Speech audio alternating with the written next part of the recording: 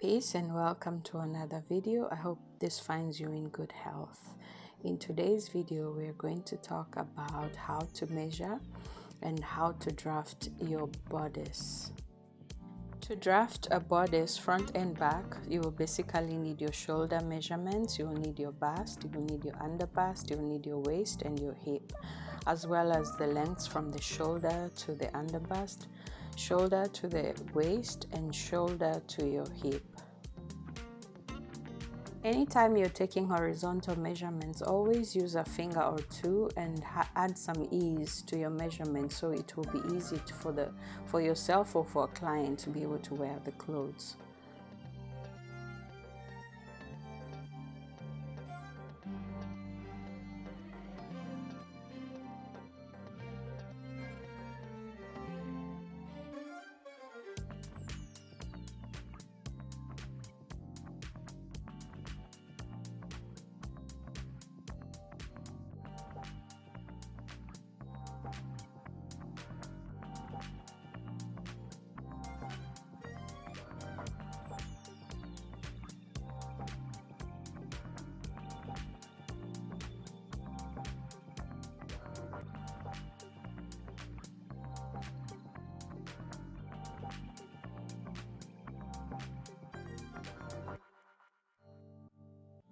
When taking the measurements of your lengths from shoulder to underbust, waist and hip, make sure you always start from the highest point of your shoulder. Always remember to follow the contour of the chest so as for the outfit to fit better. You don't want it too tight at the chest that you won't be able to enjoy or wear your outfit in comfort. So always make sure that you put the tape over your breast.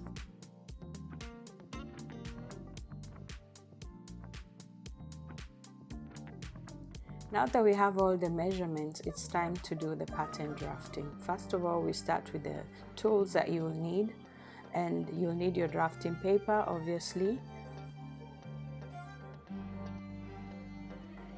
Straight and curved rulers are important so as to take accurate and good measurements.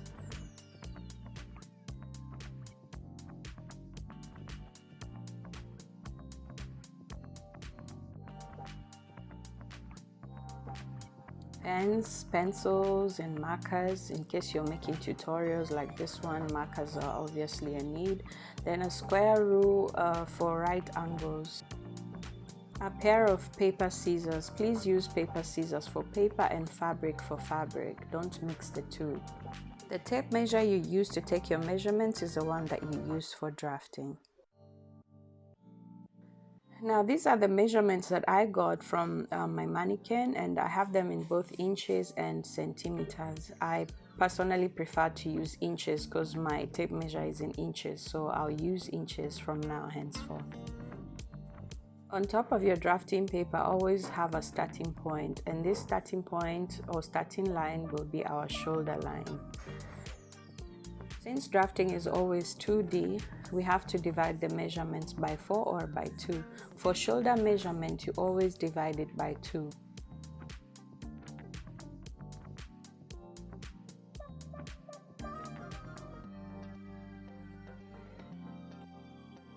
Starting from the edge of the paper, measure 7.5, which is half of the shoulder measurement. For more convenience, we are going to start with making the horizontal measurements first. So from shoulder to underbust is 13, and then from shoulder to waist 17, then shoulder to hip is 24. So from that shoulder line, I'm going to go down 13 inches, then go down 17 inches, then go down 24 inches. And these are my horizontal measurements. From these 3 points, you use a ruler, a straight ruler, and extend them.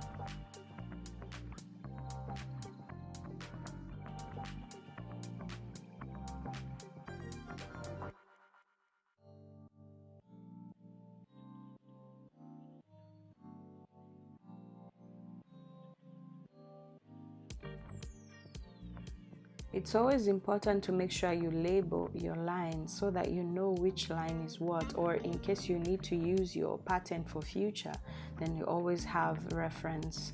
So from the underbust line, I'm going to go up 4 inches, and for those with bigger busts, go up 4.5 inches. This will create the bust line, and which is where we're going to find the bust point as well. Extend the line to create the bust line.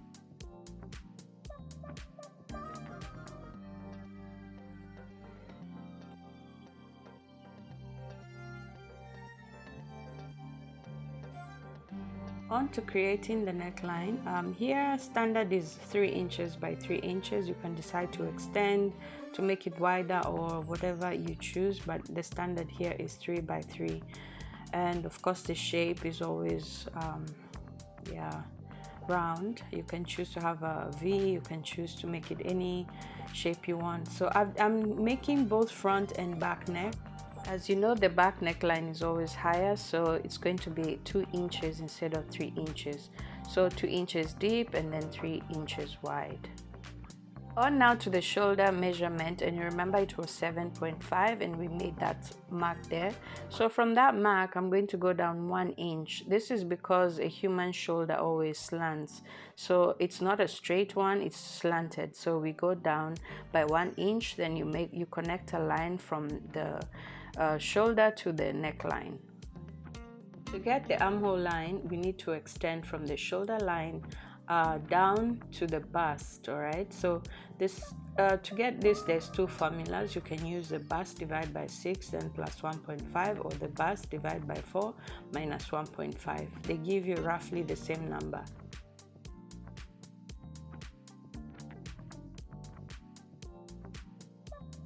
The bust we have here is 35, so 35 divided by 6 and plus 1.5. It will give you 7.3, and I'm going to approximate this to 7 inches.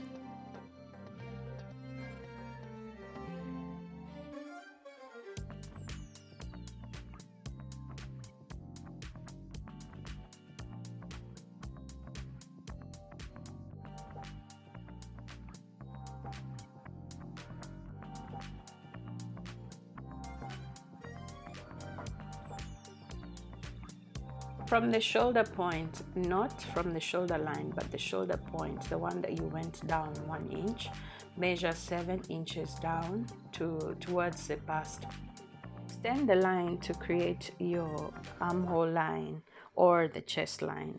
And from here, we have all the horizontal measurements.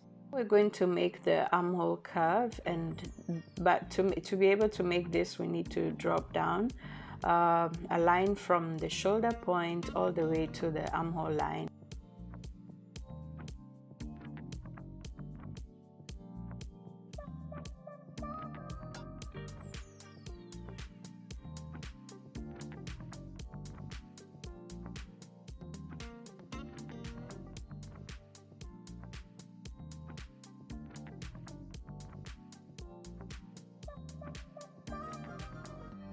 Again, remember to record or write down the line, which is armhole line or chest line. Then from that line we created, you're going to look for the midpoint. So the line is 7 inches and the midpoint is, you can find the midpoint by bending your tape measure to itself, or you can just use your rulers as well. From that midpoint line, go in by 1/2 inch or 0.75 or 1 inch depending on your size. If you're a smaller size, use 1 inch. If you're a medium size, use 0.75.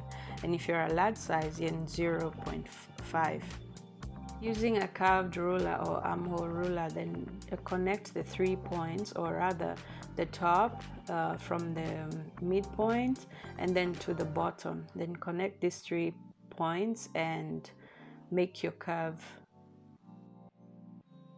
Since we are drafting both front and back together, you're just going to extend for the back curve, the back armhole curve, you're just going to extend from the midpoint to the bottom. The top is already done, so you don't need to do that. And this will be the back and this will be the front. Next, we're going to insert the dart. This is up to you if you want one or you don't, depending on the style you're looking for. But since we are making a basic block, then we will need to have a dart. So what you will do is use half of your nipple to nipple measurement. So extend 4 inches on all the horizontal lines, then using a ruler extend a line connecting all the dots. The nipple to nipple measurement depends or varies upon client to client. So in this case it was 8 and I divided 8 by 2 and got 4. So that's why I used 4. It wouldn't look nice for your apex to be at your bust point. So the best thing is to go down by 1 inch from the bust point.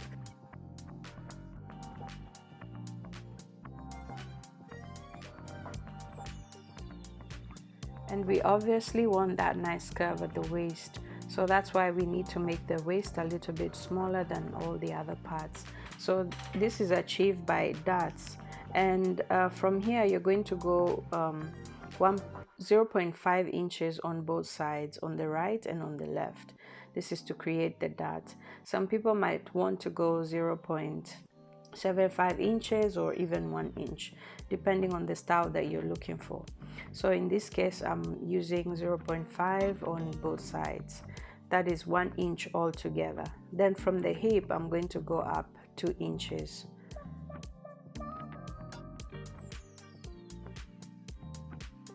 Connect all the points now to achieve your dot.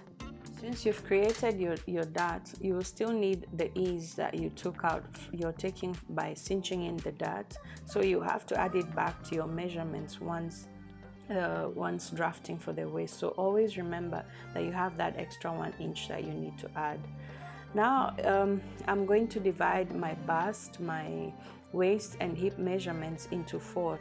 The reason we are dividing by 4 is because you're going to use a front block to make 2 pieces for the front and then the back block to make 2 pieces for the back.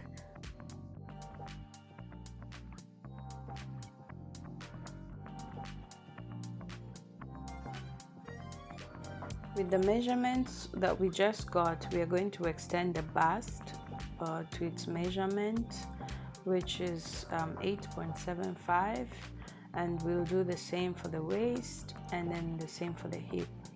And also remember that the waist you took out 1 inch, which you need to put back.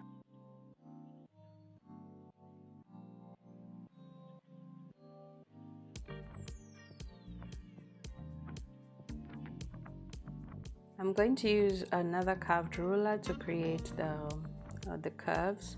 You don't want this to be straight, so when you're cutting out your pieces and sewing, it's a bit harder to sew with straight lines, so it's better to use curved lines for easier sewing.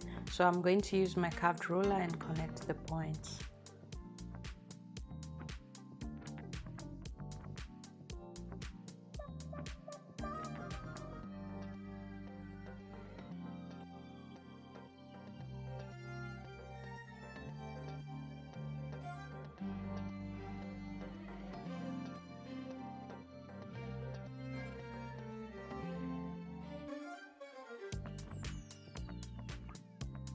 Remember that 1 inch that I cinched in with the dot, I'm going to put it back so I can have ease when I'm sewing, or the fabric, the outfit will have ease at the waist. So I'm going to use this and add an extra inch at the waist and then connect it using the ruler. So the original one I made, I'm going to erase this. I should have thought maybe first of all I should have just added it before making the lines. So this would have been easier, so it's not so confusing to the eyes or even to myself when I'm making the draft. So yeah.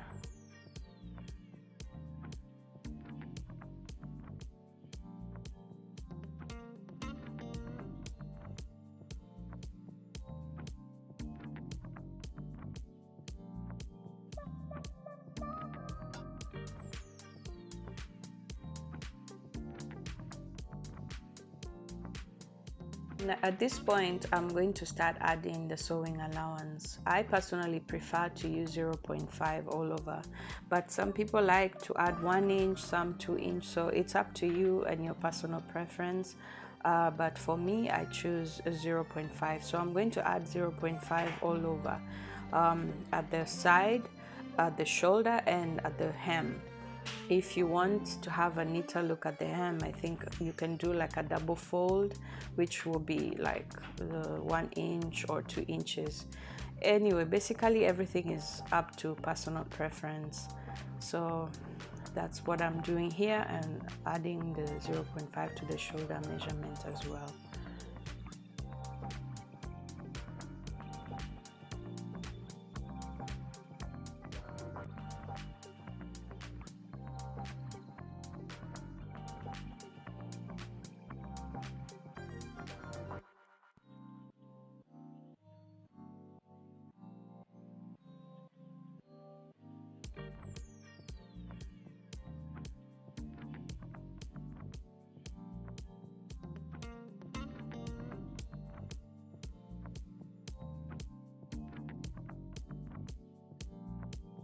After adding the sewing allowance, I'm now going to cut out the front piece and then use it to make the back block.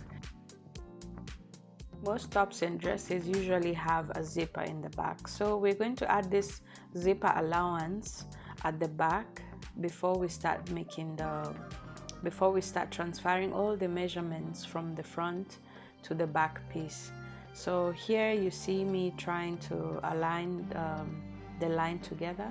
I'm going to get copier paper because this will be easier to transfer, and I'm also going to use a tracing wheel to transfer all the measurements that I need to be able to have them on the same measurements as the front on the back piece, since the front was drafted with both the front and back measurements, so that everything will be identical.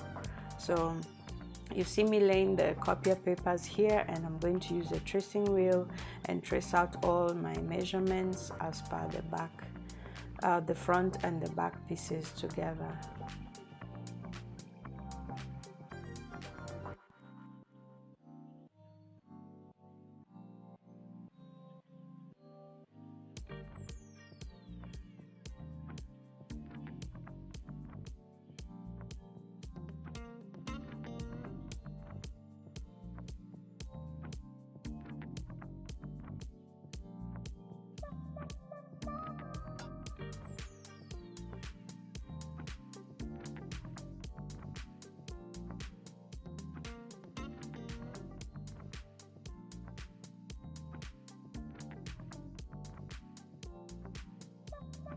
Once I'm done transferring all the lines, all the important lines, I'm going to true them with a straight ruler where need be and a curved ruler where need be.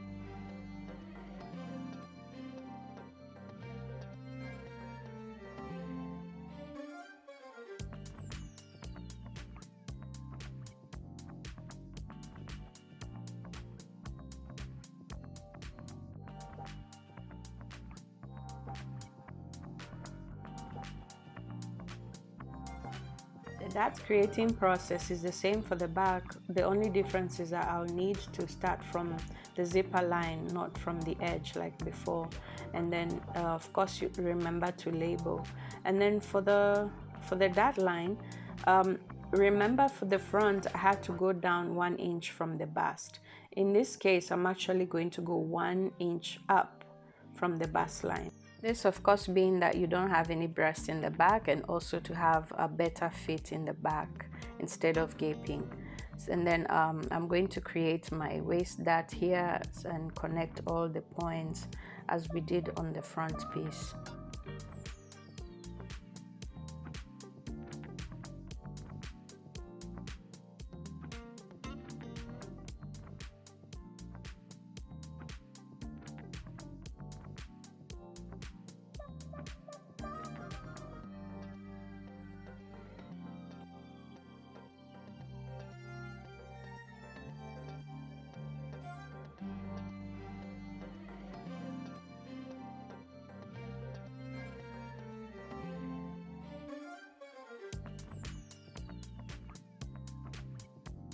It's always important to insert all the required markings because you might need these things in future, 2-3 years in the future. So you need to label them, back, front, grain line. And since we already added the seam allowance on the front piece, so we have we just have to record on the back piece that seam allowance is included. So always make sure to put all the needed labels, show the grain line, so that when you're cutting your fabric out, you know which way is the grain line, and this will be easier. And also label the center front, the center back, and if you're going to use the front as a fold, make sure to put in the fold markings as well.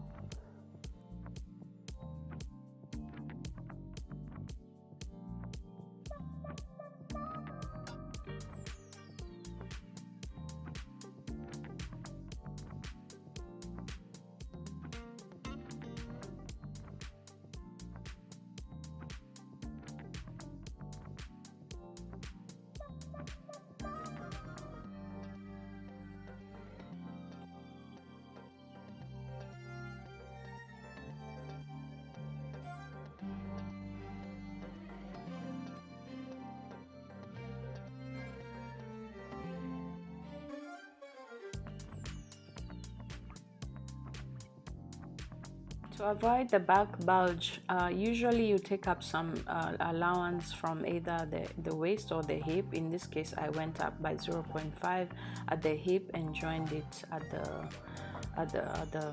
the dart.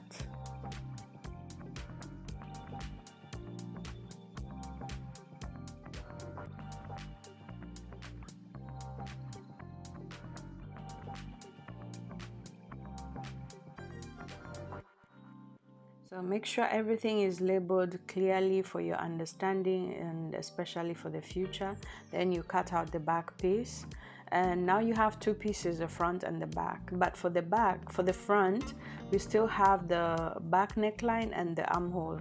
So we're going to cut out the back neckline, leaving the front neckline by itself, and then we're also going to cut out the back armhole, so you'll be left with only the front armhole and the front neckline showing on the block.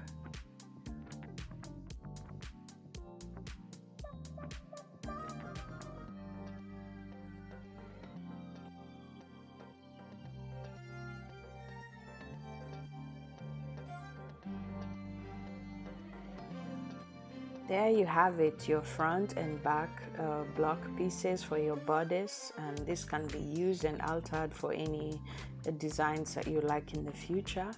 And make sure it's all labeled to your understanding and for the best, to the best of your ability to be able to use it in the future. Then next we are going to make a sleeve so that you will be able to add the sleeve to your bodice blocks. That's it. Thank you so much for watching, and I'll see you on the next one, which will be about a sleeve. And if you have any questions or you have a comment, please add it to the comment section, and when I read, and I will respond to you. Thank you.